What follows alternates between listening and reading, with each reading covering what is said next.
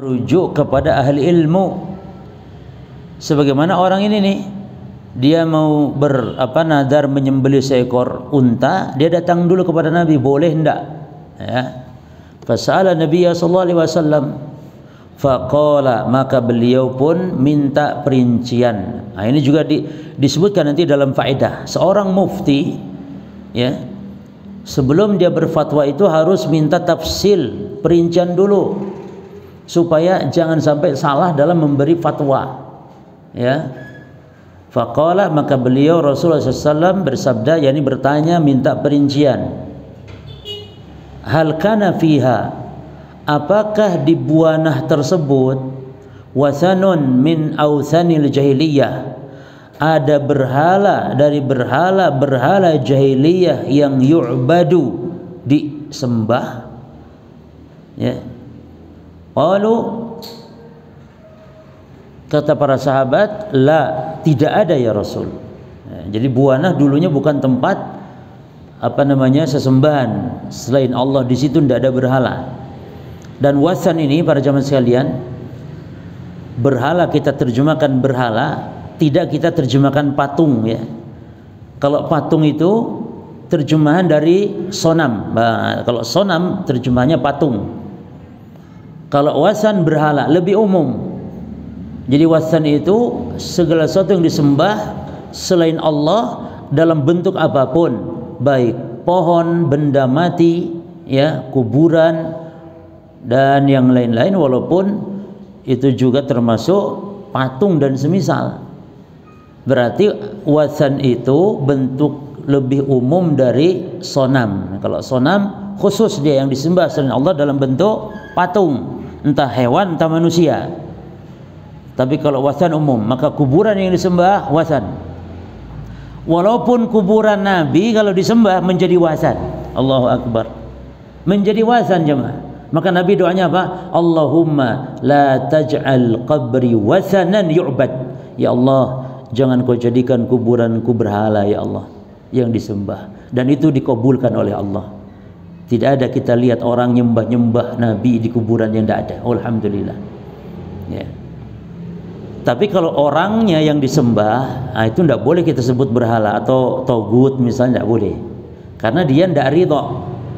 Nabi Isa itu bukan togut. Togut itu setannya yang ngajak nyembah Nabi Isa.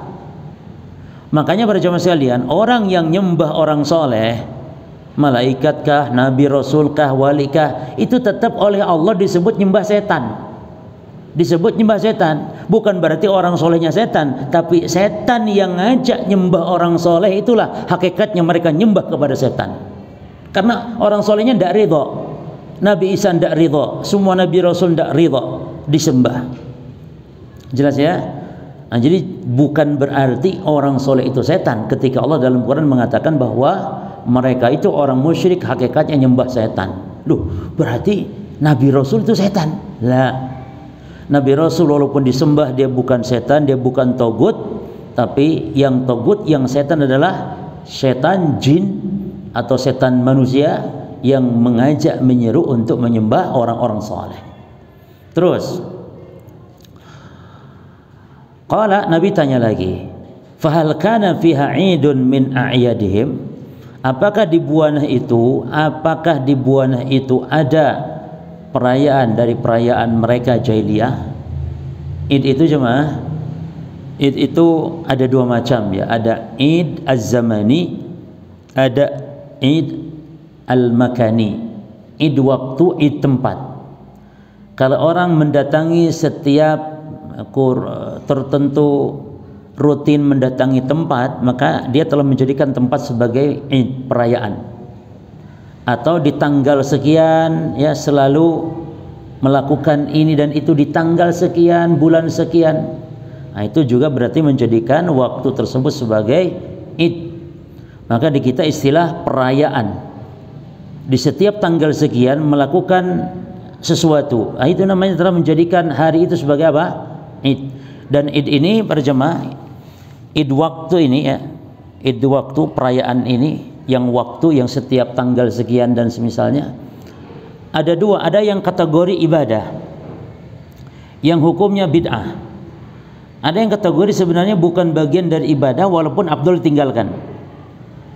Contohnya, yang bid'ah itu adalah perayaan yang kalau di tanggal dan waktu tersebut ada sebuah peristiwa yang dia kenang. Itu yang dimaksud bid'ah di situ. Misalnya peristiwa apanya sesuatu, misalnya lahirnya seseorang, ya, merayakannya setiap tanggal tersebut kelahirannya, itu yang bid'ah. Adapun kalau tidak ada peristiwa apapun, tidak ada peristiwa apapun, hanya ditetapkan tanggal sekian sebagai hari ini hari itu. Contoh, tanggal sekian sebagai hari apa jemaah? Hari jantung sedunia, ya misalnya. Hari air, hari santri. Hari, padahal nggak ada peristiwa apapun di tanggal itu, hanya ditetapkan saja. Itu tidak termasuk perayaan yang bid'ah, walaupun meninggalkannya lebih apa? Afdal. Ya, kalau merayakan. Nah, sekarang berarti kesimpulannya, merayakan ulang tahun pernikahan bid'ah bukan? Bid'ah. Karena ada peristiwa di tanggal itu apa? Pernikahan. Merayakan ulang tahun kelahiran bid'ah bukan? Bid'ah, karena ada peristiwa di tanggal itu apa? Kelahiran. Apalagi termasuk ya kelahiran Nabi, Isra Mi'rajnya Nabi, turunnya Quran, itu semua adalah perayaan-perayaan yang bid'ah. Adapun kalau misalnya memperingati hari apa ya yang nggak ada peristiwa sebelumnya di tanggal itu, di waktu itu nggak ada peristiwa sebelumnya, maka dia bukan termasuk yang perayaan yang bid'ah. Namun inturika fa afdal. Namun kalau ditinggalkan lebih afdal. Apalagi dalam perayaan biasanya ada apa? Ada kemungkaran-kemungkaran. Cuman semata-mata memperingati itu bukan bid'ah, kecuali kalau ada peristiwa sebelumnya terjadi di waktu tersebut. Tapi berarti Id, bahasa kitanya perayaan, itu ada dua, ada waktu, ada tempat, dan biasanya berkaitan. Biasanya berkaitan, kawan. Atau biasanya hanya waktu saja, atau plus juga sekalian tempat. Di setiap tanggal dan bulan tersebut selalu mendatangi tempat itu. Itu dua-duanya berarti. Itu termasuk dua-duanya jatuh kepada kebid'ahan dalam Id, ya Id zamani, ya Id makani. Ya. Kalau misalnya hanya waktunya saja namun tempatnya tidak tertentu, ya biasanya yang penting di tanggal sekian bulan ini merayakan perayaan ini, di mana saja. Nah, itu berarti hanya jatuh apa? Id zamani saja. Berarti dalam hadis kita nih Id yang mana ini? Aja mah? Makani, karena tempat kan, buana di tempat. Maka kata Nabi, fahal kana fiha idun min a'yadihim, apakah di buana tersebut ya ada perayaan, maksudnya didatangi pada waktu tertentu dari kebiasaan mereka orang-orang jahiliyah, itu maksud min a'yadihim. Qalu, kata para sahabat, la, tidak ya Rasulullah, tidak. Faqala Rasulullah SAW, akhirnya Rasulullah SAW bersabda, kata Nabi, aufi binadrika fa innahu la wafata li nadrin fi ma'siyatillah. Kata Nabi, aufi ya, aufi, maka tunaikanlah binadrika nadarmu, karena sesungguhnya la wafa, tidak boleh menunaikan li nadrin, bagi nadar, fi ma'siyatillah, dalam kemaksiatan kepada Allah. Ya. Yang punya antum PDF ya? PDF antum sama halaman 104? Sama ya? Baik. Ya. Jadi yang betul di situ aufi, ya. Aufi, bukan ufi, tapi yang betul aufi. Baik. Aufi binadrika fa innahu la wafa li nadrin fi ma'siyatillah, karena sesungguhnya tidak boleh menunaikan nadar pada perkara maksiat. Hukum menunaikan nadar itu, para jemaah, hukum menunaikan nadar itu ada rincian. Yang pertama, menunaikan nadar hukumnya wajib, yaitu nadar-nadar pada perkara ketaatan kepada Allah. Ya. Hukum menunaikan nadar pertama hukumnya wajib apabila nadar dalam ketaatan kepada Allah. Yang kedua, Menunaikan nadar hukumnya haram, yaitu setiap nadar yang isinya kemaksiatan atau nadar dalam maksiat kepada Allah. Apa contohnya nadar maksiat itu? Misalnya saya bernadar kalau sembuh sakit saya akan minum khamr, naudzubillah ya. Nah, ini nadar yang haram. Namun wajib bayar kafarat. Yani haram ditunaikan, tapi harus ditebus dengan membayar kafarat seperti membayar sumpah. Yaitu ada 3 urutan, bukan pilihan jemaah. Jadi yang 3 ini adalah min babi at-tartib, lam min babi takhyir. Jadi membayar kafarat nadar sebagaimana membayar kafarat sumpah itu 3 ini bersifat urutan bukan pilihan. Maka harus seurutan dulu. Mampu yang pertama lakukan, tidak mampu urutan kedua, tidak mampu baru urutan ketiga. Jangan memilih langsung urutan ketiga padahal urutan pertama masih mampu, tidak boleh itu. Jadi nadar kafarat nadar itu sama hal dengan kafarat sumpah, yaitu ala sabili madza at-tartib lat takhyir. Ya. Apa urutan pertama? Memberi makan 10 orang miskin. Urutan kedua, memberi pakaian 10 orang miskin. Urutan ketiga, kalau tidak mampu berpuasa 3 hari berturut-turut. Kalau tidak berturut-turut tidak sah. Harus berturut-turut. Ya. Taib. Lalu al-wafa bin nadri yang ketiga, menunaikan nadar yang ketiga hukumnya makruh. In kana nadru fil makruhat, yaitu apabila nadar dalam perkara yang makruh, maka menunaikan nadar hukumnya makruh. Berarti kalau makruh afdal untuk tidak ditunaikan dan tetap harus membayar apa?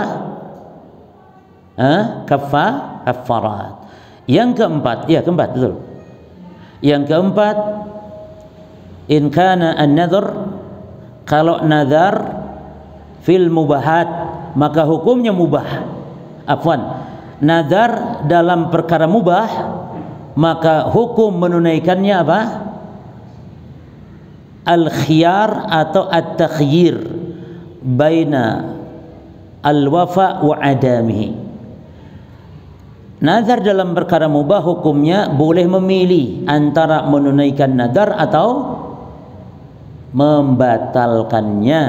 Namun tetap kalau membatalkan harus bayar kafarat. Tapi itu tidak diwajibkan, tidak dilarang, tidak. Tapi memilih antara menunaikan nadar atau tidak menunaikan nadar dalam perkara mubah. Apa contohnya jemaah? Nadar untuk makan nasi pecel misalnya. Nah, itu kan perkara mubah, nasi pecel itu. Atau nadar untuk gundul kepala. Apa hukum gundul kepala? Ya boleh. Boleh-boleh saja. Nah, misalnya kalau saya nadar, kalau sembuh sakit saya akan makan atau saya akan gundul kepala. Atau akan berjalan dari ini ke itu kalau tidak memberatkan, ya, maka boleh memilih. Tapi kalau jalan itu memberatkan, maka wajib. Kalau jalan itu memberatkan, jemaah, jalan dari Malang ke Banyuwangi jalan kaki. Kalau nadar seperti itu fihi masyaqqah, maka tidak boleh ditunaikan, wajib dibatalkan. Jelas ya? Pernah kan ada orang yang nadar di zaman Nabi? Nadar yakni berdiri sambil puasa di tengah terik matahari. Lalu Nabi perintahkan orang ini untuk duduk dan berteduh. Nadar untuk berdiri jemaah di terik panas sambil puasa. Nabi perintahkan dia untuk duduk dan di tempat yang teduh. Lalu puasanya Nabi perintahkan lanjutkan. Kenapa? Karena di tempat panas ini memberatkan diri. Ya, berdiri juga memberatkan diri. Bahkan Nabi pernah mendapati ada orang yang nadar untuk berjalan kaki dengan jarak yang jauh sehingga dia harus oleh kedua orang anaknya, dipapah oleh kedua orang anaknya, dipaksa jalan karena sudah nadar. Maka Nabi SAW marah. Kata Nabi bahwa Allah tidak butuh dengan sulitnya orang ini, ketika dia bernazar. Maka para jemaah, kaidahnya bahwa syariat ini hukum asalnya adalah bukan tujuannya menyulitkan. Bukanlah maksud syariat itu kesulitan atau perkara sulit. Artinya kalau lebih sulit ibadah itu lebih besar pahalanya, tidak demikian kaidahnya. Jelas ya?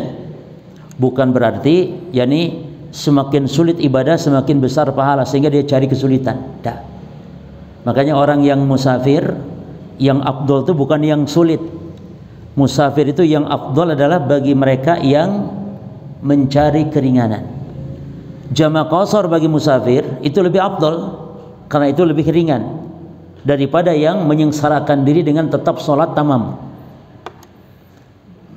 Jadi kalau musafir, walaupun safarnya enak, bis pakai AC, naik pesawat ya, makanan enak lezat di restoran ya, istri juga ada, jadi tidak harus safarnya sulit, itu enggak jemaah. Namanya safar tetap as-safar qit'atun minal adab, kata Nabi. Safar itu tetap potongan adab. Walau bagaimanapun nyamannya safar, tetap capek, letih, Allah memberikan keringanan. Kan ada orang yang nada-nada sombong, alah safar zaman Nabi kan unta, ya debu, ya padang pasir, ya angin, ya apa, ya kita ini kan enak. Tidak mau dia ngambil rukhsah, sehingga dia sholat paksakan tamam, sholat sempurna, tidak mau jama', tidak mau qasar. Ini ulama mengatakan ini tidak afdal. Yang berpahala dan afdal adalah yang menjama' plus mengqasar pada jamaah. Karena Allah lebih menyukai, syariat rukhsahnya untuk diterima oleh hambanya. Ya. Taib. Maka Nabi pun melarang. Tapi kalau memang kesulitan itu tidak disengaja jemaah, itu tetap ya lebih afdal, berpahala lebih tentu, tapi jangan disengaja cari kesulitan. Contohnya misalnya, orang yang rumahnya jauh dari masjid berarti lebih capek daripada orang yang dekat ke masjid. Lah, lebih besar mana pahalanya? Lebih besar pahala orang yang jauh dari masjid. Sampai disebutkan dalam hadis, orang yang pahalanya lebih besar bagi yang sholat itu adalah yang paling jauh dari masjid. Betul itu kalau tidak sengaja seperti itu. Tapi kalau orang yang rumahnya dekat ke masjid, lalu supaya langkahnya lebih banyak, dia muter dulu sampai 2 km muter. Ini tidak boleh menyiksa diri seperti itu. Walaupun tujuannya niat cari apa? Langkah yang banyak. Betul kalau bagi yang tidak sengaja. Makanya Nabi melarang sahabat Jabir ketika mau menjual rumah-rumah mereka yang jauh dari masjid, ingin membeli rumah yang dekat dengan Masjid Nabawi. Nabi larang, tidak boleh, jangan dijual rumah kalian. Lebih jauh itu lebih baik, kata Nabi. Dan betul sekarang pun kita kadang-kadang kalau tetanggaan sama masjid yang tidak sunnah, itu kadang-kadang kita tidak bisa hidup cuma.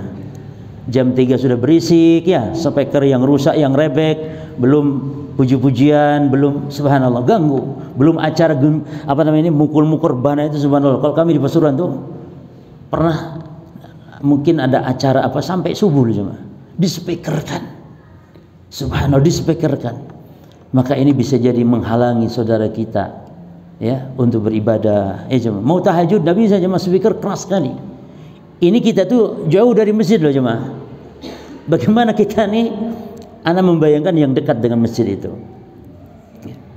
Maka sekarang ya jangan terlalu kita ingin beli tanah rumah dekat masjid kalau masjidnya seperti itu jemaah. Namun kalau masjid yang sunnah, insya Allah berkah ya. Dekat dengan masjid memang bagus, ya, tidak masalah. Tapi jangan sampai semakin dekat ke masjid semakin sering masbuk. Nah ini kan musibah. Dulu masih jauh ke masjid, masya Allah. Karena kalau jauh kan sergap tuh jemaah. Nek jauh kan sergap. Berapa menit sebelum adzan, ya apalagi ingin meniru sahabat seorang tabi'in Sa'id al-Musayyib. Sa'id al-Musayyib itu beliau mengatakan, "Ma sami'tul adzan min kharijil masjid mundu 30 sana." Aku enggak pernah dengar adzan di luar masjid selama 30 tahun. Maknanya apa jemaah? 30 tahun loh aku nggak pernah dengar adzan di luar masjid. Yang maksudnya dia pas adzan tuh sudah di masjid, sudah di dalam masjid. Yani beberapa saat sebelum adzan sudah ke masjid sergap. Nah, biasanya kan gitu, kalau jauh memang sergap. Tapi pas dekat masjid, tenang aja sih baru adzan. Ternyata pas sampai masjid masbuk jemaah. Wis rakaat pertama, kedua, ketiga, bahkan imam mau salam baru masuk masjid, padahal dekat dengan masjid. Nah terkadang gitu. Ala kulli hal dikembalikan ke niat kita, ya. Taib. Berarti al-wafa bin nadri min haitsul hukum ma aqsamuha. Wafa menunaikan nazar dari segi hukum berapa macam? 4 ya. Apa yang pertama? Haram, kedua wajib, ketiga makruh, keempat al-khiyar, memilih. Al-khiyar bainal wafa wa adamihi, antara menunaikan dan tidak menunaikan. Taib. Berarti pembahasan nazar insyaallah ya kita akan perpanjang pembahasan tentang nazar, dan ada nanti kaidah dalam nazar insyaallah kita bahas itu nanti di bab setelah ini insyaallah. Mudah-mudahan mungkin pertemuan berikut insyaallah. Ini bab tentang nazar ya. Setelah ini apa babnya? Babun minasyirki an-nadru li ghairillah ya. Bab di antara kesyirikan adalah bernazar untuk selain Allah. Taib. Lalu apa kata Nabi di sini? Fa innahu la wafa bin linadrin fi ma'siyatillahi wala fi ma la yamliku banu Adam. Tidak boleh menunaikan nazar pada perkara maksiat kepada Allah, dan tidak boleh menunaikan nazar pada perkara yang dia tidak dimiliki oleh Bani Adam, tidak mampu. Yani bernazar pada sesuatu yang tidak mampu. Ya kalau sembuh sakit saya akan nazar apa yang dia tidak mampu, untuk membangun masjid misalnya, padahal dia tidak mampu. Ya. Atau dia tidak mampu baik dari secara syar'i atau tidak mampu secara qadari. Saya akan terbang, misalnya, tidak mampu terbang, ya. Atau secara syar'i, ya. Taib. Rawahu Abu Dawud wa isnaduhu ala syartihima. Perhatikan lafaz ini nanti akan dijelaskan oleh Syekh Hafizahullah. Diriwayatkan oleh Imam Abu Dawud dan sanad-sanadnya ala syartihima, sesuai berdasarkan yang disyaratkan oleh Bukhari Muslim. Ketatnya, dan Imam Bukhari lebih ketat dalam mensyaratkan kesahihan hadis. Kalau Imam Bukhari jamaah, kalau Imam Bukhari disyaratkan bukan hanya sezaman ya rawi itu ketika menerima hadis, tapi disyaratkan harus bertemu, betul-betul bertemu. Nah itu agak ketat Imam Bukhari. Makanya urutan kitab saya itu Bukhari dulu baru Muslim. Imam Muslim syaratnya agak ketat tapi tidak seketat Bukhari. Apalagi yang di bawahnya, Sunan yang 4 ya, Abu Dawud, Tirmidzi, Nasai dan Ibnu Majah. Baik, maka kalau ada riwayat-riwayat di bawah 2 kitab sahih, Abu Dawud misalnya di sini, nah di situ terkadang ada sanad yang bagus, sanadnya sesuai dengan yang disyaratkan oleh Bukhari dan Muslim. Baik, kita baca sekarang penjelasan dari Syekh Hafizahullah Ta'ala. Sabit bin Dhahhak. Sabit bin Dhahhak ini siapa? Ad-Dhahhak huwa Sabit bin Dhahhak ibni Khalifata ibni Sa'labah. Yani dia Sabit ibn Dhahhak, Sabit bin Dhahhak bin Khalifah ibni Sa'labah ibni Adi bin Sa'labah bin Adi al-Ashhari ya, al-Khazraji. Ini semua istilah nama kabilah, nama suku. Al-Khazraji dari suku Khazraj, 2 suku besar ya, 2 suku besarnya. Di bawah suku nanti ada lagi istilahnya kabilah-kabilah kan itu. Contohnya Rasul sukunya kan Quraisy gitu, tapi nanti ada di situ yang lebih kecilnya lagi kabilahnya, kabilah apa, kabilah apa, kabilah apa gitu cuma. Ya. Kalau kita mungkin ya orang karena kita kan tidak punya kabilah, tidak punya suku. Suku ada kita ini.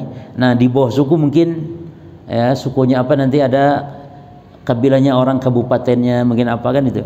Ya.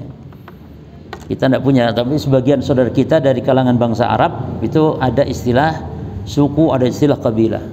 Nah yang sukunya di sini Khazraj, 2 suku besar di Madinah saat itu dengan satu lagi suku apa? Aus, yang sudah ratusan tahun perang. Ketika Islam datang ke Madinah damai, ratusan tahun perang padahal. Nah, ini menunjukkan bahwa Islam itu bukan agama peperangan, ini agama perdamaian. Sampai-sampai 2 suku besar yang selalu perang ya sudah ratusan tahun bisa damai bersaudara. Baik. Lalu Al-Ansari, ya, kalau Ansari maksudnya sahabat Ansar. Ya jelas orang Madinah, jemaah. Karena Ansar itu sahabat yang berpenduduk orang Madinah. Kalau Mekah disebut Al-Muhajirin yang berhijrah. Ya. Sahabiyun masyhurun, sahabat yang terkenal, mata sanata arba'in wa sittin, meninggal tahun 64. Ha ini maksudnya minal hijrah. Ha di sini maksudnya minal hijrah hijriyah. Ya, baik. Kosakata hadis Syekh menjelaskan di sini nadara. Apa itu nadar? An-nadru lughatan. Nadar itu secara bahasa lughatan. Al-ijabu, antum tambahkan boleh, wat takhwifu. Takhwif. Nadar secara bahasa artinya al-ijab, mewajibkan, dan at-takhwif, menakut-nakuti. Nadar itu secara bahasa. Ya. Wa syar'an, adapun secara syariat, huwa an yalzamal insanu. Nadar adalah al-insanu an yalzama. Menerjemahkannya subjek dulu. Huwa an yalzamal insanu nafsahu. Yani seseorang, insan tuh maksudnya manusia, atau maksudnya di sini seseorang an yalzama, mewajibkan. Mengilzamkan tuh mengharuskan, yakni mewajibkan nafsahu kepada dirinya. Berarti kalau mewajibkan tadinya wajib apa enggak? Enggak, gitu loh jemaah. Sama yastahilluna, menghalalkan. Kalau menghalalkan sebelumnya apa?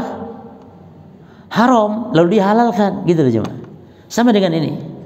yakni mengharuskan seseorang kepada dirinya, atau seseorang mengharuskan atas dirinya bisyai'in, dengan sesuatu, minal ibadati, berupa ibadah-ibadah, lam yakun, yang sebelumnya ya tidak laziman, tidak wajib, tidak harus, alaihi, atasnya, syar'an, secara syariat.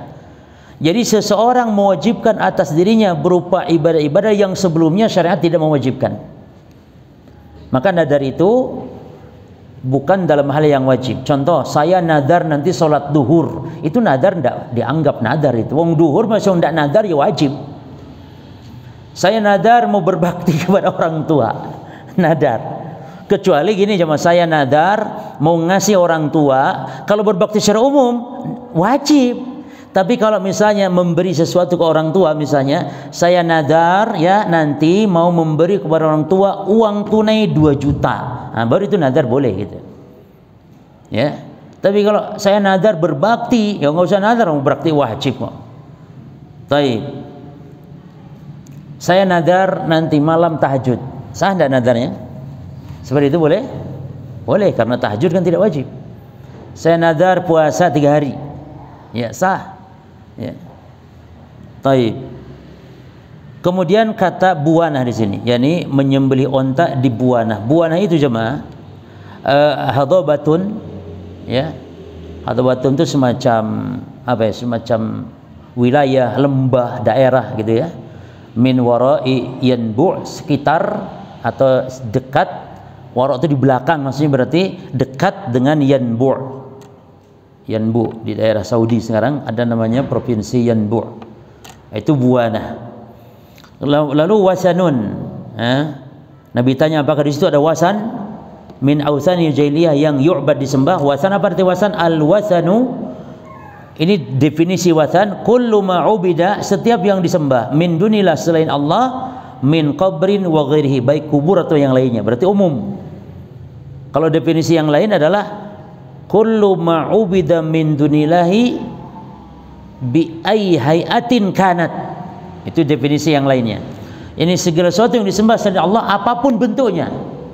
Apapun bentuknya. Gitu. Taib, Idun, al-Id. Id itu dinamakan Id, perayaan itu. Kenapa disebut Id pada jemaah? Karena Id itu berulang-ulang. Id artinya tikrar, mengulang-ulang. Karena disebut Id itu ketika dia dilakukan berulang-ulang di sebuah tempat atau di suatu waktu, iya kan? Berulang kan gitu. Kalau merayakan kan begitu cuma di setiap ini mesti nih, tahun depan bisa tahunan, bisa bulanan, Waktu itu tidak masalah, yang penting di setiap waktu yang sama. Ya, di setiap waktu yang sama. Terus ismun disebut id kenapa? Ismun lima ya'udu minal ijtima'i al wajhin mu'tadin. Itu ismun sebuah nama id itu lima ya'ud karena kembalinya minal ijtima' berkumpul al wajhin mu'tad dalam bentuk yang sudah terbiasa. Jadi karena berulangnya perkumpulan dalam bentuk yang terbiasa atau yang sudah menjadi biasa, menjadi kebiasaan. Terus ala syartihima, sesuai dengan syarat keduanya itu Bukhari Muslim. Jadi sanadnya riwayat Abu Daud ini ya itu sesuai dengan yang disyaratkan oleh Bukhari Muslim, ai yantabiqu alaihi syartul Bukhari wa Muslim. Jadi yantabiq itu sesuai alaihi atasnya syartul Bukhari, pensyaratan Bukhari dan Muslim, alladhi huwa, apa syaratnya ini dia nih? Satu, ittisalus sanad. Satu, bersambungnya sanad. Ya. Bersambungnya sanad, dan Imam Bukhari lebih ketat dalam bersambung sanad. Bersyarat harus ketemu. Bukan hanya sezaman. Kalau Imam Muslim itu seluruh sanad maknanya kalau sezaman itu sudah cukup. Ya. Sudah cukup. Apalagi kalau rawinya mengatakan hadatsana. Jadi rawi itu ungkapan meriwayatkan hadis itu beda-beda jemaah. Yang dikenal diistilahkan ada hadatsana, ada an saja. An. Kalau an ini kan belum tentu ketemu. Ya. Tapi kalau hadatsana ketemu, tapi Bukhari enggak mau, tetap harus ada dalil yang menunjukkan adanya pertemuan. Maka lebih ketat beliau ini. Ya. Ini ittisalus sanad, sanad bersambung. Bil udul. Yang kedua syaratnya apa? Dengan rawi yang adil. Adil itu maksudnya akhlak jemaah. Enggak dikenal pendusta, itu adil maksudnya. Ya. Enggak tercela dari segi akhlak, pendusta dan semisal.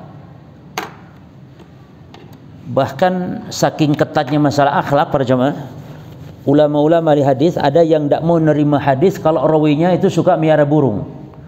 Ada rawi mau mengambil hadis dari seorang rawi, seorang ahli hadis rawi gitu, lalu ketahuan lagi apa, mainin burung yani lagi ngini nang burung, lagi makanin burung, piara burung, tidak jadi sudah, tidak benar ini.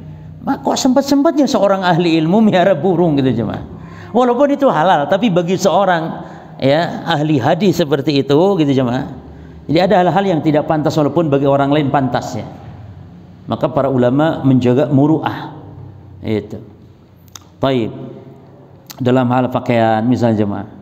Seorang ahli ilmu, penuntut ilmu ya. Itu harus menjaga adab-adab berpakaian pun. Keluar misalnya ya. Keluar rumah harus menjaga. Ya. Anak kemana-mana pakai gamis gini, makanya kadang-kadang suka risih. Sebagian orang kan ke tempat, ke pasar pakai gamis. Orang tuh kan mikir ke gamis ini kalau mau kemana jemaah? Ke masjid kan itu. Ini tidak ke pasar. Dipelototin terus kadang-kadang. Mak itu kadang-kadang melototin. Bukan karena sayanya yang ganteng, mak tertarik, bukan. Maksudnya lihat gamisnya jemaah. Kok anehnya apa wong iki, aliran apa kadang-kadang ngono. Tapi kita memang sudah terbiasa, ya. Terbiasa tiap hari ngajar, keluar ngajar, ya pakaian seperti ini. Taib.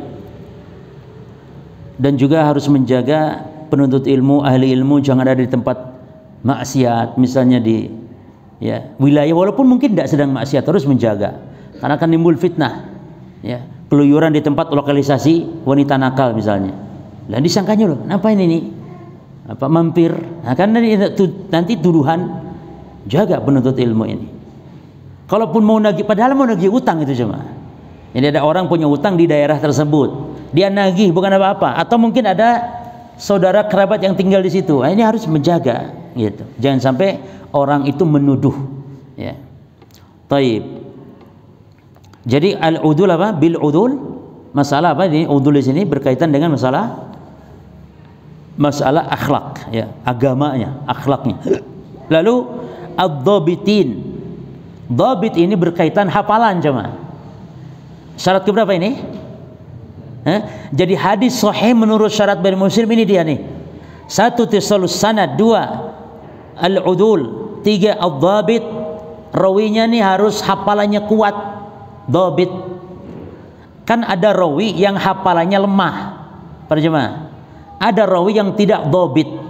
Itu nanti derajat hadisnya bukan sahih tapi hasan. Itulah hadis hasan. Hadis yang sanadnya bersambung diriwayatkan oleh rawi yang udul, tetap udul rawinya, tapi hafalannya kurang dan tidak ada cacat serta tidak ada penyakit. Itu hadis hasan namanya. Atau ada hadis itu namanya hasan li ghairihi. Yani hadis lemah, namun lemahnya ringan dan banyak jalannya, maka naiklah hadis itu menjadi, kan lemahnya banyak jalan, yani maksudnya lemahnya juga ringan. Beda dengan hadis yang lemah banyak jalannya namun lemahnya berat. Contohnya hadis keutamaan Yasin. Hadis keutamaan Yasin itu banyak jemaah, di banyak jalur ya periwayatan, namun semuanya lemah dan kelemahannya parah, bahkan sebagainya palsu. Jadi tidak naik derajatnya dari kelemahan menjadi hadis yang bisa diamalkan. Maka kesimpulannya tidak ada satupun hadis sahih yang menunjukkan keutamaan Yasin, ya, baik berkaitan dibaca malam Jumat, dibaca di kuburan, dibaca mendapat ampunan, macam-macam, tidak ada yang sahih. Berarti kembali kepada hukum asal, Yasin itu tidak memiliki keutamaan apapun selain keutamaan membaca satu huruf berapa? 10 kali lipat selesai. Tapi di masyarakat justru seolah Yasin, bahkan ada orang yang tidak bisa baca Quran kecuali bisa baca Yasin. Kan aneh. Karena tiap malam Jumat Yasinan, ya. Jadi seolah Yasin. Bahkan pindah rumah baca Yasin, orang mati baca Yasin, buka toko baca Yasin, jomblo dan laku-laku baca Yasin. Itu hanya ritual, makanya tidak dapat hidayah mereka-mereka ini. Hidayah ini mendapatkan bagaimana, yakni kandungan makna Al-Quran tentang tauhid, tentang syirik. Maka tidak heran yang hafal Quran 30 juz jatuh kepada syirik, nyembah kuburan. Kenapa? Hafal Quran loh jemaah. Bukan hanya bisa baca, hafal Quran 30 juz, jatuh pada kesyirikan. Ya karena Quran hanya dibaca sebagai ritual ibadah bacaan atau ritual-ritual untuk kegiatan-kegiatan ibadah yang ada dasar. Ya, seperti tadi. Taib. Syarat yang berapa? Jadi dobit berkaitan dengan apa? Taib. Dan dobit ada dua macam jemaah. Satu, dobitus sadr. Dan yang kedua, dobitul kitab. Yang pertama dobit dada, dobit hati, artinya hafalan yang kuat. Yang kedua dobitul kitab, yang kedua kitabnya terjaga. Jadi dia hafalannya tidak di kepalanya ya, tapi di mana? Kitabnya terjaga. Ada rawi yang kitabnya kebakaran, hilang ya nih. Sudah itu. Kalau dobitnya dobitul kitab, ini rawi menjadi rawi yang lemah nantinya. Dan dilihat oleh para ulama, kapan kitabnya kebakaran? Coba sampai gitu hadis. Jadi demikian terjaga hadis kita nih jemaah. Jadi rawi yang mukhtalit, yang tercampur hafalannya karena hilangnya kitabnya, terbakar biasanya. Kitabnya terbakar atau hilang dimakan rayap jemaah. Ya. Sudah hafalannya hilang rawi ini, menjadi bukan rawi yang dobit lagi. Ya. Nah ini nanti dilihat kapan. Kalau meriwayatkannya sebelum hilang kitabnya, hadisnya sahih. Subhanallah. Kalau meriwayatkan setelah kitabnya kebakar, baru hadisnya lemah. Sampai gitu terjaganya agama kita ini, hadis kita ini, yang tidak dimiliki di dalam agama lain. Ya, agama lain jangankan masalah hadis-hadis, kitab sucinya saja. Ya. Maka kita ini, hadis ini bukan sekedar tulisan-tulisan ulama, tapi hadis ini sebagai wahyu. Kan Nabi mengatakan, ala inni utitul Qur'an wa mithluhu ma'ah. Ketahuilah, aku telah diberi oleh Allah Al-Quran dan yang semisal Al-Quran bersamanya, itu sunnah. Dan sunnah ditulis oleh para ulama, ditulis oleh Bukhari jemaah, ditulis oleh imam-imam yang menulis hadis. Maka betapa besarnya jasa ulama-ulama di hadis ini. Dan lihat nama mereka, selalu disebutnya sahabat yang meriwayatkan hadis dan ulama yang menulis hadis.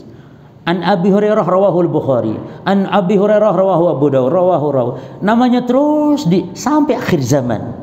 Karena mereka adalah para pembela syariat ini. Ya, para ulama ahli hadis. Taib. Berarti dobit ada berapa macam?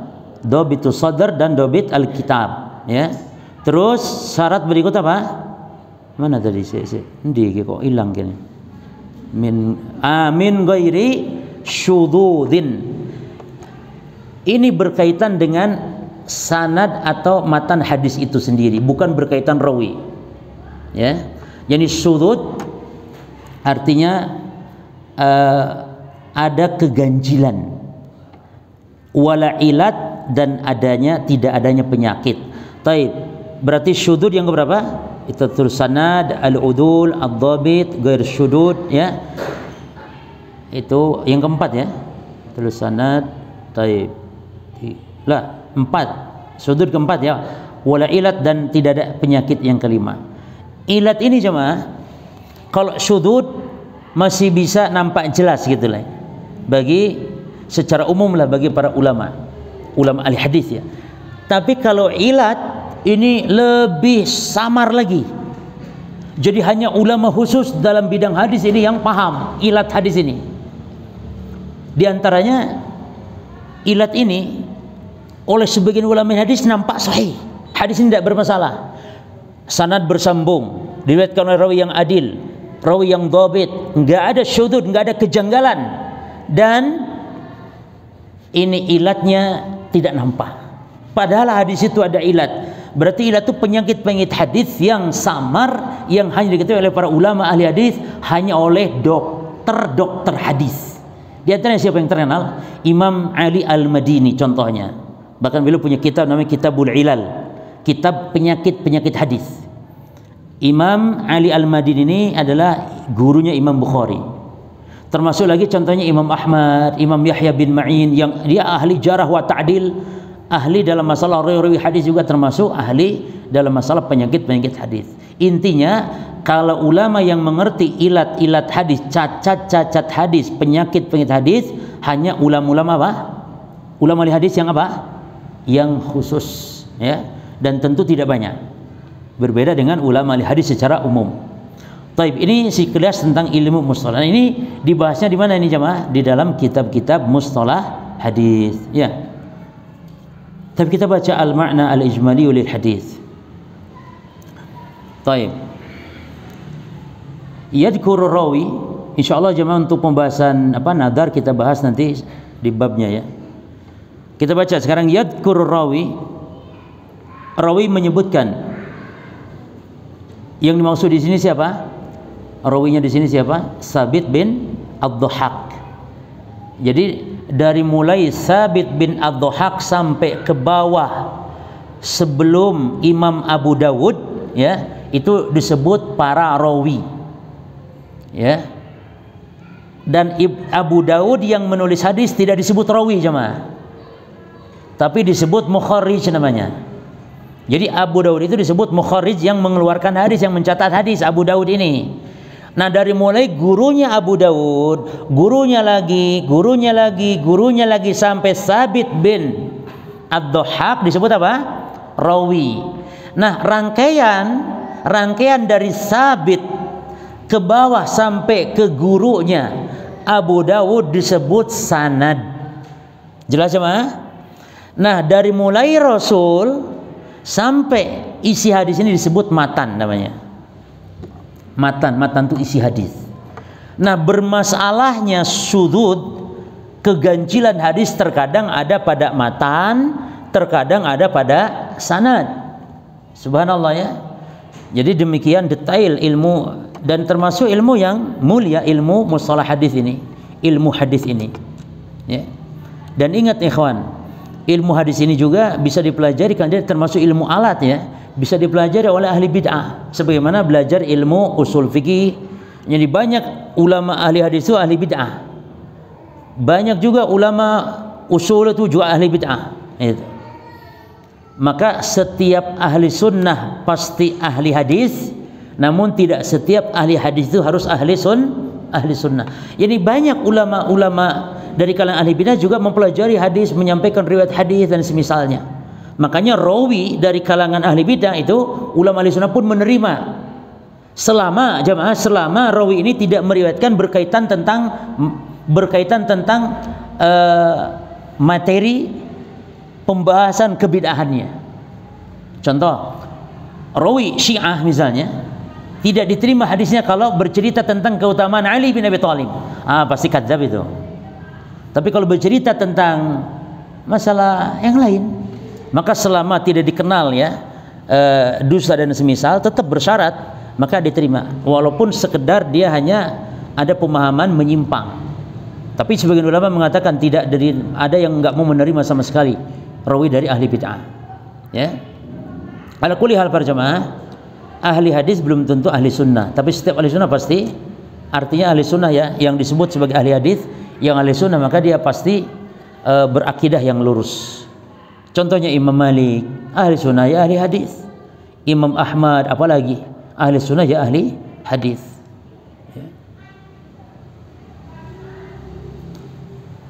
Tabiyyadkuru rawi anna rajulan, bahwasanya ada seseorang sahabat, iltazama li rabbih, dia mewajibkan untuk Allah ya, atas nama Allah, an yanhara ibilan, untuk menyembelih seekor unta fi maudhi'in muayyan, di tempat yang tertentu. Perhatikan para jamaah, kalau nadar di tempat yang tertentu memang wajib ditunaikan di tempat tersebut. Makanya jangan menyulitkan diri. Saya bernadar menyembelih kambing di kota Malang, nggak harus ngomong di Malang, mari. Supaya iso masih nang Tulungagung, supaya iso masih nang Surabaya, ngono lho jemaah. Maka memberatkan diri jemaah. Ternyata pas di Surabaya sangat butuh untuk nyembelih kambing itu kan ya. Orang butuh, akhirnya apa? Angel, karena nadarnya sudah kadung di mana? Di Malang. Maka ndak harus demikian. Tapi kalau sudah kadung demikian, saking ingin betul-betul apa ya? Betul-betul apa mantep gitu nadarnya, ya. Ada tantangannya sehingga harus di Malang. Sing paling angel nyembeli kambing di Mekah. Dia nggak kepikiran umroh aja mah. Tapi nadarnya nyembeli kambing di Mekah, ini tambah angel itu. Kapan gitu kan ya? Maka boleh putuskan saja, batalkan nadarnya, bayar kafarat, selesai. Kalau nadar sudah kadung kok sulit dan tidak mungkin, ya tidak masalah. Ketika misalnya tadi dia nggak pernah punya uang untuk target umroh dan semisal, tapi kok nadar di Mekah gitu loh jemaah. Ya, maksud dia mungkin gini, supaya Allah apa?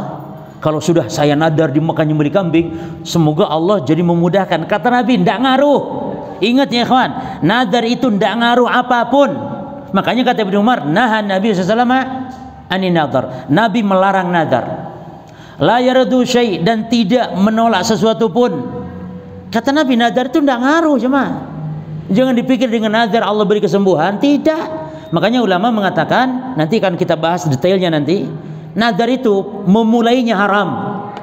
Jadi nadar itu ibadah bukan memulainya, tapi apa? Menunaikannya kalau sudah kadung. Nek wis kadung ya wis, menunaikannya berlaku hukum. Tapi nek memulai ndak usah nadar wis. Karena nadar itu memberatkan diri. Mau nadar mutlak tanpa syarat atau nadar bersyarat. Nadar itu ada dua, ada mutlak, ada bersyarat. Bersyarat seperti ini, muqayyad namanya. Kalau saya sembuh sakit, kalau naik pangkat jabatan, kalau dapat gaji sekian, nah itu bersyarat. Ini Nabi katakan orang bakhil seperti ini. Ya ini kalau sembuh sakit sedekah 2 juta, ini tidak sembuh, tidak sedekah kan jemaah.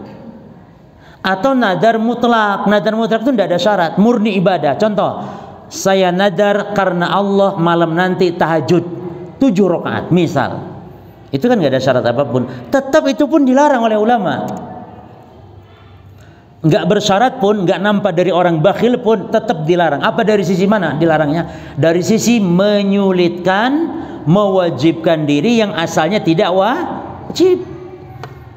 Makanya ingat, nanti akan kita bahas dalam kaidahnya. Jadi mengawali nadar itu tidak baik jemaah. Jangan nadar itu. Namun kalau sudah kadung nadar dan nggak mampu, segera batalkan, bayar kafaratnya. Ya. Dan nanti kalau pas kesampaian, ya alhamdulillah, dan tidak perlu karena nadarnya sudah ditebus. Misalnya nadar menyembelih kambing di Mekah, pas dilalah, masya Allah, selang 5 tahun jamaah bisa umroh, masya Allah. Nadar sudah dibatalkan kan ya? Nah, apa kewajiban dia ketika itu? Al-jawab tidak. Tidak lagi ada kewajiban dia untuk menyembelih kambing di kota Mekah karena sudah dibatalkan. Karena memang dulunya dia melihat dugaan kuatnya tidak mungkin. Dilalah ono sing ngasih hadiah apa jemaah? Umroh. Nah, ini sudah tidak harus ditunaikan, ya.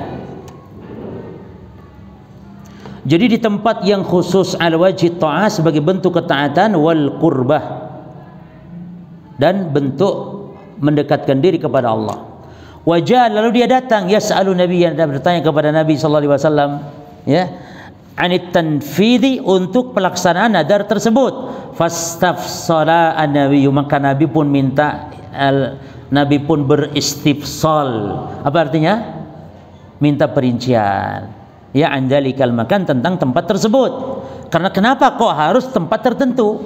Ini kan isyarat tuh jemaah. Ini isyarat walaupun boleh, tapi Nabi harus tanya dulu. Apa kok harus Buana? Apa ndak nang Malang? Malang pancen ndak ono. Apa enggak tempat lain? Ini isyarat yang menunjukkan kalau nadar itu ndak usah pakai, kalaupun harus nadar ya, ndak usah pakai tempat-tempat tertentu. Karena tambah sulit itu loh jemaah. Contoh, saya nadar menyembelih kambing. Ini sulit tapi masih rodok ringan dibandingkan saya nadar nyembelih kambing di kota Malang. Lebih berat lagi kalau saya nadar nyembelih kambing, kambingnya bertanduk, warnanya hitam di kota Malang, dan Malangnya di daerah ini, dan harus di RT sekian. Tambah angel mana ya kan cuma?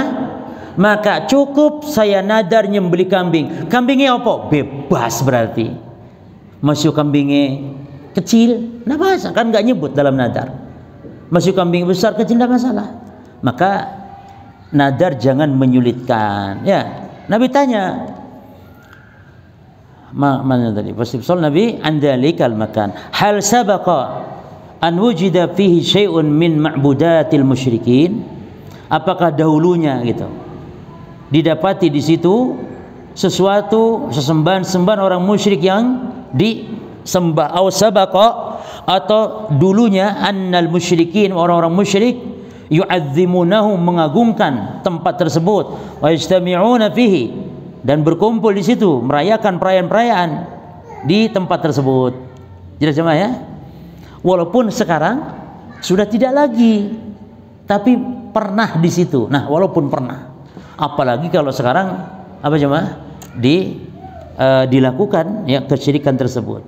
Taib, mana tadi? Wa yajtami'u falamma 'alima sallallahu alaihi wasallam bi khulwi hadzal makan, maka manakala Nabi mengetahui tidak adanya ya di tempat tersebut min tilkal mahadir, dari keburukan-keburukan tersebut berupa sesembahan-sembahan selain Allah, maka afta, beliau pun berfatwa bitanfidin nadri, untuk melaksanakan nadar. Summa bayyana sallallahu alaihi wasallam an-nadra alladhi la yajuzul wafa'u bihi. Lalu beliau menjelaskan nadar alladhi, yang la yajuz, tidak boleh al-wafa'u bihi, ditunaikan.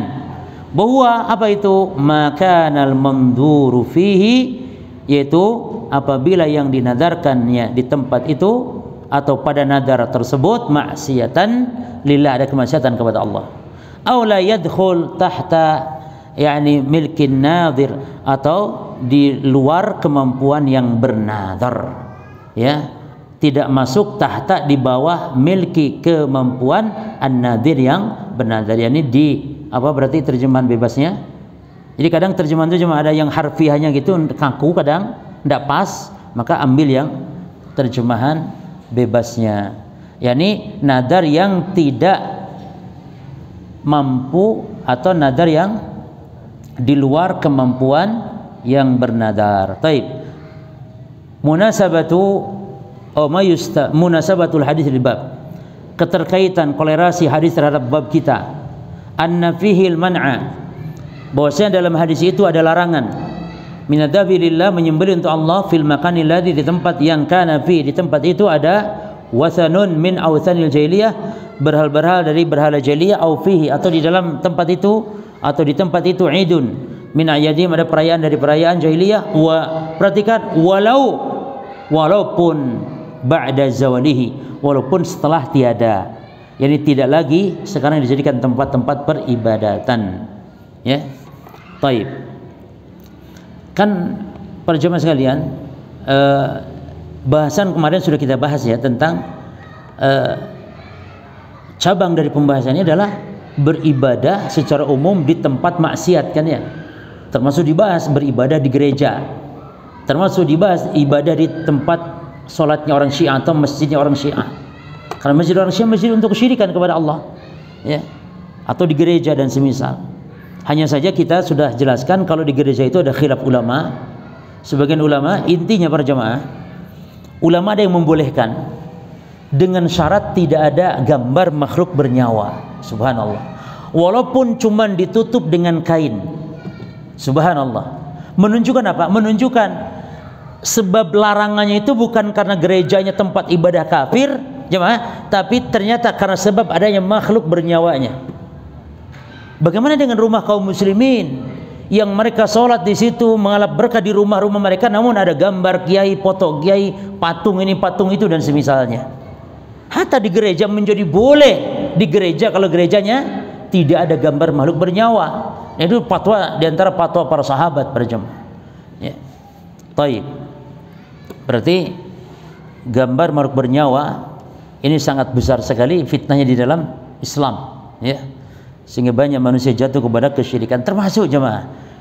Ada orang yang nempel gambar kiai, sebenarnya bukan semata-mata hiasan, pengagungan, penghormatan, bukan, tapi punya keyakinan bahwa dengan adanya gambar kiai ini di rumahnya akan berkah, nggak akan tertimpa bala, bisa nolak bala dan semisalnya.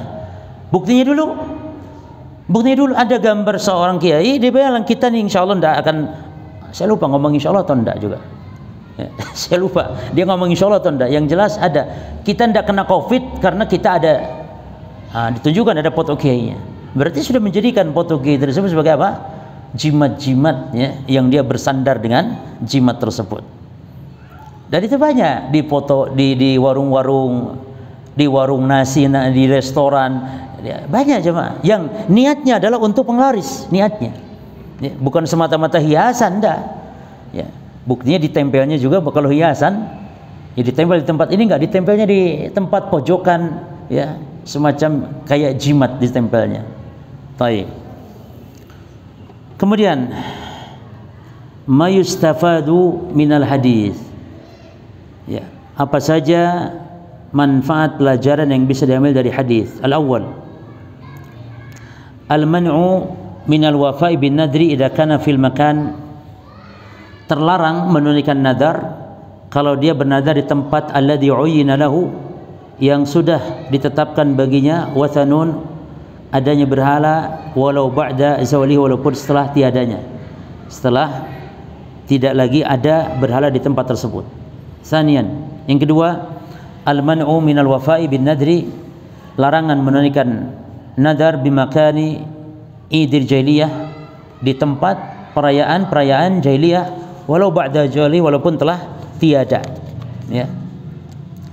Salisan, yang ketiga, istifsalu al-mufti, dianjurkannya mufti meminta perincian minal mustafti, dari orang yang minta fatwa, qabla al-fatwa, sebelum dia berfatwa. Demikian pula kita jemaah, bukan hanya berfatwa ini. Demikian pula kita kalau mau nasihati orang yang berbuat kesalahan, kita tanya dulu, barangkali dia punya uzur. Jangan langsung disalahin, ya. Barangkali dia punya uzur. Ada kasus kemarin, ya, istri saya di tempat pengajian, dia doa ngangkat tangan cuma sebelah tangan kiri. Istri mau tegur, kenapa tangan kiri? Tapi istri saya tanya dulu, Mbak, kenapa sampai tangan kiri doanya? Iya Mbak, ini yang kanan saya stroke katanya. Oh ya, coba kalau langsung main tegur saja jemaah, sudah kena deh, ya. Jadi harus tanya dulu kenapa sebabnya. Ya, ternyata stroke, ya. Ini jangan langsung, apalagi minum tangan kiri langsung ini, oh ente enggak boleh, ini setan, ini minumnya setan ini. Ternyata stroke jemaah kan. Ya. Jadi tanya. Demikian Rasul SAW. Ada orang pakai gelang terbuat dari kuningan atau tembaga. Nabi tanya, "Ma hadhihi?" Apa ini? Kata Nabi. Lalu dia mengatakan, "Minal wahina." Ini jimatnya Rasul supaya saya kuat. Tangan saya ini lumpuh ini. Wahina itu lumpuh tangan dari pundak sini sampai tangan ke bawah. Pokoknya wahina itu lemahnya hanya di tangan, itu disebut wahina. Lalu apa kata Nabi? Kalau sudah jelas begitu, baru Nabi berfatwa, baru Nabi ingkari kemungkaran. Kata Nabi, inziha, cabut, buang, kata Nabi. Sebab fa'imuta alaik wa fa'imuta wahya alaik, sebab kalau kamu mati dan dia masih ada di tanganmu gelang ini, ma'aflahta abadan, kamu tidak akan bahagia selamanya. Luar biasa jemaah. Cuman di sini Nabi apa? Nabi tanya dulu. Ingat kata-kata ma'aflahta, kamu tidak akan bahagia. Ini ancaman neraka, maksud tidak bahagia itu. Karena maksud di akhirat tidak bahagia itu apa? Masuk neraka, tidak bahagia itu. Ya. Baik. Terus mana tadi? Yang berapa? 4. Saddud dzari'ah al-mufdiyati ila syirki. Menutup saat itu ad-dzari'ah keburukan-keburukan yang mufdiyah menghantarkan ila syirki, kepada kesyirikan. Dan berbagai macam bentuk Nabi menutup keburukan agar manusia tidak jatuh kepada syirik itu berbagai macam bentuk para jamaah. Dari mulai bentuk perkataan, Nabi larang manusia mengatakan sesuatu ada unsur kesetaraan dengan Allah, antara makhluk dan Allah. Nabi larang manusia mengucapkan Masya Allah wa syi'ta. Tapi Nabi perintahkan untuk mengatakan Masya Allah summa syi'ta. Karena kalau waw atop menunjukkan kesetaraan, tapi kalau summa menunjukkan tertib urutan, jadi tidak mensejajarkan Allah. Hatta dalam ucapan, dalam perbuatan diharamkan sholat menghadap kubur, diharamkan menempel gambar, memuliakan, menghormati gambar-gambar makhluk yang bernyawa. Ini semuanya bentuk Nabi betul-betul menjaga manusia agar tidak jatuh pada kesyirikan. Dalam kitab kita ini jemaah, dalam kitab kita ini nanti belum sampai kita ya. Di kitab tauhid ini ada dua bab tentang babul himayatil Mustafa, bab penjagaan Nabi terhadap tauhid agar manusia tidak syirik, sampai harus ada 2 bab. Apa bedanya kok sampai 2 bab? Judulnya kok sama tapi 2 bab dipisah. Yang satu penjagaan Nabi berupa lisan dan ucapan-ucapan, yang kedua berupa perbuatan-perbuatan dijaga oleh Nabi. Seperti kalau perbuatan, jangan sholat menghadap kubur. Kalau lisan apa? Jangan mengucapkan sumpah nama Allah dan selain Allah. Jangan mengucapkan mensejajarkan Allah dengan makhluk, seperti Masya Allah wa syi'ta au laulallah wa anta, kalau nggak ada Allah dan kamu. Ini luar biasa. Jadi kitab ini bagusnya gitu jemaah. Satu poin dijelaskan, poinnya berbeda dengan poin yang lain. Padahal dari sisi pembahasan sama, namun ternyata ada perbedaannya. Jadi penjaga Nabi kalau poin pertamanya tentang masalah ucapan-ucapan, yang keduanya tentang masalah perbuatan-perbuatan. Taib, saddud dzari'ah al-muftiyati ila syirk. Khamisan, tarku musyabahatil musyrikin fi ibadatihim. Meninggalkan menyerupai orang-orang musyrik dalam ibadah mereka, wa ayadihim dalam perayaan-perayaan mereka, wa in kana, garis bawah tolong garis bawah yang ininya, wa in kana la yuqsadu dzalik, walaupun tidak bertujuan, tidak niat untuk itu. Tapi tasyabuh, menyerupai walaupun nggak sengaja untuk itu, untuk tasyabuh, walaupun nggak sengaja nyembah kepada kubur, tapi sholat menghadap kubur, walaupun niatnya untuk Allah, tapi nyembah, tapi sholat menghadap kubur tetap dilarang dalam Islam. Jangan sampai sing penting kan niatnya. Makanya jemaah, dilarang dalam Islam sholat ketika terbit matahari. Kenapa jemaah? Karena menyerupai orang yang nyembah matahari yang sedang sujud ketika matahari terbit tersebut. Padahal kita kan nyembah Allah, cuman waktunya bareng dengan orang-orang musyrik yang nyembah matahari sedang sujud juga. Kan cuman bareng, sing penting niatnya kan ndak boleh walaupun demikian. Saking apa jemaah? Bentuk penjagaan Islam agar umat ini tidak jatuh kepada kesyirikan, sampai menyerupainya pun tidak boleh. Tarkum musyabahatil musyrikin fi ibadatihim wa ayadihim wa in kana la yuqsadu dzalik. Yang keenam, anna dzabha lillahi fil makan. Bahwasanya menyembelih untuk Allah, bukan untuk selain Allah, enggak, untuk Allah. Namun fil makani, namun di tempat alladzi yang yudbahu, disembelihkan fi di tempat itu al musyrikun, orang-orang musyrik. Aw yattakhidunahu mahallan, atau orang musyrik menjadikan tempat itu sebagai tempat li idihim, di tempat itu perayaan-perayaan mereka, menyembelih kita untuk Allah tersebut menjadi apa? Menjadi apa di situ? Maksiatun. Bukan lagi ibadah, maksiat. Padahal kurban, padahal akekah, tapi di tempat, harus di tempat yang dulunya memang di situ tempat kemusyrikan. Tidak boleh. Taib. As-sabi, yang 7. Anna nadharul ma'siyah la yazujul wafa'u bihi. Bahwasanya nadar kemaksiatan tidak boleh ditunaikan, tapi harus bayar apa? Kafarat. Baik. Namun ada khilaf ulama tentang kafarat ini, para jamaah yang roji bayar kafarat ya. Baik. Sedikit lagi, tasi'an wujubul wafa'i bin nadri al-khali. Wajib menunaikan nadar yang kosong, maksudnya yang tidak ada minal maksiyah dari kemaksiatan, ad-dakhil ya tahta milki an-nadir, dan juga di bawah atau masuk pada kemampuan yang bernadar. Yani syaratnya apa? Kosong dari kemaksiatan dan kosong dari hal yang tidak mampu. Artinya pada perkara yang mampu bari yang nadar. 10 asyiran anna nadra ibadatun. Nadar itu adalah ibadah. Ya. Cuma nanti kita bahas berjamaah. Nadar ibadah itu bukan dari sisi memulainya. Ingat itu. Cuma nantilah. Nanti. Nadar itu ibadah bukan dari sisi memulainya, tapi dari sisi apa? Dari sisi karena Allahnya dan dari sisi menunaikannya. Ya.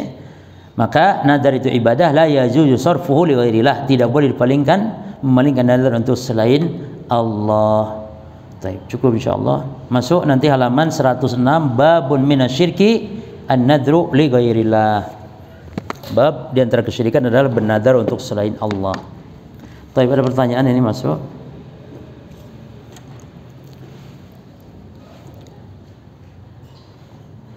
Bagaimana pandangan syariat tentang menisbatkan Jumat berkah? Tapi tidak masalah, karena Jumat itu hari yang memang banyak berkah ya. Hari yang afdal, maksudnya berkah itu banyak kebaikan itu ya. Boleh mengatakan demikian. Dan memang ada dalil kalau waktu itu berkah. Dan kita tidak boleh mengatakan waktu tertentu itu berkah kecuali dengan dalil. Ya. Jadi kalau misalnya hatta rumah ya. Rumah, kalau rumah itu dipakai untuk beribadah, dikatakan rumah berkah karena banyaknya ibadah di rumah itu, maka boleh. Ya. Demikian. Masjid misalnya tempat yang berkah, na'am. Ramadan bulan yang berkah, na'am. Ulama adalah dia orang yang berkah, na'am, karena ilmunya bermanfaat. Kitab ini berkah. Kitab mulakhas ini berkah. Nah, boleh karena di situ banyak bermanfaat. Artinya keberkahan dari bersifat umum itu boleh menunjukkan demikian, termasuk Jumat berkah. Apalagi kalau Jumat ada dalilnya. Ya, ada dalilnya. Misalnya apa? Kalau Jumat berkah ada nasi ya, nasi sumbangan nasi ya. Nah, ya. Itu boleh. Dan Imam Ibnu Qayyim mengatakan, memang ada sebagian ulama seperti bahkan guru kita Ustaz Yazid hafizallah tidak setuju dengan istilah sedekah apa? Sedekah Jumat gitu ya. Istilah Jumat gitu ya, bahwa lebih afdal dan semisal. Namun Imam Ibnu Qayyim mengatakan ada Jumat itu waktu yang memang afdal untuk bersedekah, termasuk boleh memberi makan ya, termasuk masjid menyediakan nasi bungkus ya untuk Jumatan dan semisal, dibolehkan menurut Al-Imam Ibnu Qayyim. Namun enggak setuju mungkin dari sisi tidak ada dalil tentang sedekah secara khusus afdal, misalnya as-sadaqah fil Jumat afdal min ghairiha, misalnya sedekah di hari Jumat lebih afdal daripada hari yang lain, rawahu Abu Ghazi misalnya. Nah, hadisnya tidak ono gitu loh maksudnya. Yang kayak gitu tuh tidak ono hadisnya. Tapi secara umum Imam Ibnu Qayyim mengatakan kalau Jumat di waktu yang berkah dianjurkan untuk berbagai macam ibadah termasuk sedekah. Dan memang ada hadis yang melarang mengkhususkan sholat di hari Jumat dan puasa mengkhususkan di hari Jumat. Nah, dari sisi ini ulama tidak setuju ya, dari sisi mengkhususkan sholat dan puasa. Cuman kalau sedekah para jemaah dengan berharap ini hari yang berkah ya, artinya dia bukan mengkhususkan sholat tertentu ya, misalnya tahajud malam Jumat lebih afdol karena ada larangan kalau sholat tahajud atau kalau sedekah kalau apa namanya puasa ya di hari Jumat, bahkan ada larangan. Namun untuk sedekah justru sifatnya umum. Ala kulli hal para jemaah, penisbatan Jumat berkahnya boleh ya, disebutkan Jumat berkah karena Jumat memang berkah, waktu yang afdal, waktu di mana kata Nabi waktu yang paling afdal di antara waktu terbit matahari adalah hari Jumat. Fi khuliqa Adam, hari Jumat diciptakan Adam, hari Jumat yang banyak. Maka Nabi perintahkan untuk bersolawat kepadaku. Berarti solawat dikhususkan malam Jumat atau hari Jumat ada pengkhususan. Jadi tidak setiap mengkhususkan ibadah di hari Jumat itu terlarang. Buktinya kalau solawat dikhususkan Jumat bahkan dianjurkan. perbanyak untuk membaca sholawat di hari Jumat. Nah, mungkin kalau sholat ya, puasa tidak mengkhususkan, tapi kalau sholawat perbanyak, sedekah juga perbanyak, amal kebaikan juga diperbanyak di hari Jumat. Jelas ya? Wallahu a'lam. Subhanakallahumma bihamdika asyhadu an la ilaha illa anta astaghfiruka wa atubu ilaik. Assalamualaikum warahmatullahi wabarakatuh.